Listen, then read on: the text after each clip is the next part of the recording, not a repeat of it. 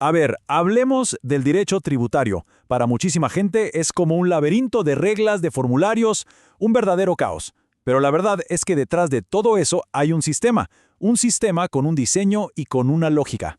Así que hoy vamos a hacer justamente eso. Vamos a deconstruirlo juntos, a trazar un plano para poder entenderlo mucho mejor. Y esta pregunta es fundamental, porque miren, detrás de cada impuesto que pagamos hay toda una arquitectura legal. Y si la entendemos, dejamos de ser simplemente gente que sigue reglas y pasamos a comprender el porqué de las cosas, cómo se conecta cada pieza del sistema. Bien, esta va a ser nuestra hoja de ruta. Vamos a empezar por el cimiento de todo, el tributo. De ahí vamos a construir la idea del derecho tributario. Exploraremos sus diferentes ramas, entenderemos las reglas básicas y cómo se aplican. Y al final vamos a ver por qué tener este mapa claro es tan importante. Bueno, empecemos por lo primero, por la base de todo, el concepto de tributo. Si entendemos bien esto, ya tenemos el primer paso para descifrar el resto del sistema. Entonces, la palabra clave aquí es obligatoria.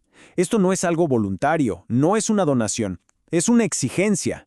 Una exigencia que el Estado impone usando su poder de imperio, como dice la definición, y que siempre, pero siempre tiene que estar respaldada por una ley. Esa es la esencia, lo que lo diferencia de cualquier otro pago que hagamos.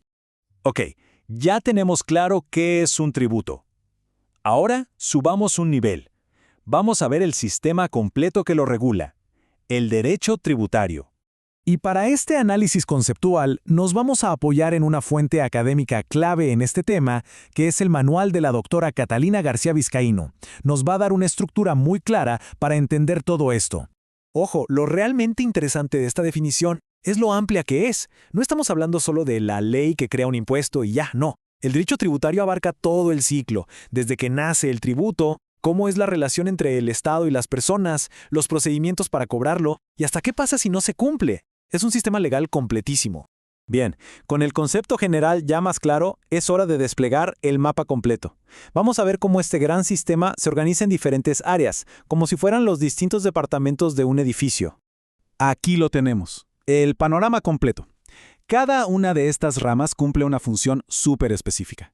Y juntas, juntas cubren todo, desde los principios más básicos que están en la Constitución hasta las peleas en tribunales y las relaciones entre países. Es la estructura que hace que todo funcione de manera ordenada. Ahora sí, vamos a meternos a explorar las primeras ramas de este mapa. Son las que definen los principios y las obligaciones más importantes del sistema. Básicamente, son las reglas del juego. Esta es la base de toda la pirámide, el piso sobre el que se construye todo lo demás. Es la Constitución la que dice qué puede y qué no puede hacer el Estado con los impuestos. Fija principios clave como el de legalidad, que significa que no puede haber un tributo si no hay una ley que lo cree, o el de igualdad. Protege nuestros derechos fundamentales. ¿Ok? Si el Constitucional pone los límites, el derecho material o sustantivo es el que crea la obligación. Es el que responde a las preguntas clave. ¿Quién tiene que pagar? ¿Qué cosa que hice o que me pasó genera la obligación de pagar? ¿Y cuánto hay que pagar? Aquí es donde nace el deber concreto de contribuir. Y acá tenemos la otra cara de la moneda. Una vez que la obligación existe, el derecho formal o administrativo nos dice cómo se gestiona todo eso. Define qué puede hacer el fisco para controlar, qué deberes tenemos nosotros como contribuyentes, cómo presentar declaraciones y todos los procedimientos para que la cosa funcione. Y este cuadro lo deja clarísimo. Piénsenlo así. El derecho material es el que diseña el auto, el que define para qué sirve. Y el derecho formal es el manual de instrucciones y las herramientas para que ese auto ande y se le pueda dar mantenimiento. Uno crea la obligación, el otro la administra. No pueden vivir el uno sin el otro, se necesitan. Pero, a ver, ¿qué pasa cuando las reglas no se cumplen? ¿O cuando hay desacuerdos? Bueno, el sistema también tiene ramas que se dedican a manejar los conflictos, las sanciones y las disputas legales. Esta es la parte del sistema que se enciende cuando algo no se cumple. Y define de todo, desde una infracción chiquita, como presentar una declaración un día tarde, hasta delitos mucho más graves, como la evasión fiscal. Básicamente establece las consecuencias, o sea, las sanciones, para cada cosa que se haga mal. Y si hay una discusión sobre si un impuesto está bien cobrado o si una multa es justa, ahí entra a jugar el derecho procesal.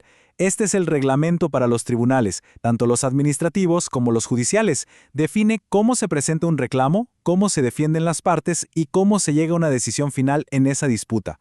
Bueno, ya recorrimos todas estas ramas y la pregunta que cae de Maduro es ¿y por qué es importante conocer este plano? ¿De qué sirve en la práctica entender toda esta arquitectura? Esta cita del manual de García Vizcaíno lo dice todo, la verdad. Un sistema que está bien armado, que es claro, no es solo un capricho académico. El objetivo es que haya previsibilidad, que haya justicia. Cuando las reglas son lógicas y son claras, hay menos lugar para la arbitrariedad, la gente cumple más voluntariamente y al final hay menos conflictos. Entonces, el punto central es este. Entender la estructura nos permite movernos por el sistema con un propósito. Ya no vemos reglas sueltas, sino que vemos las partes de un todo.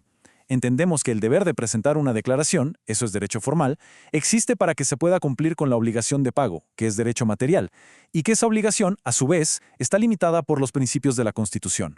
¿Ven? Todo, absolutamente todo, está conectado.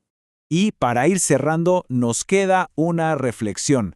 Con este nuevo mapa conceptual en la mano, ¿cuál de todas estas áreas podría ser la pieza más importante para la vida diaria de una persona? ¿Será la que pone los límites? ¿La que crea la obligación de pagar o la que nos permite defendernos?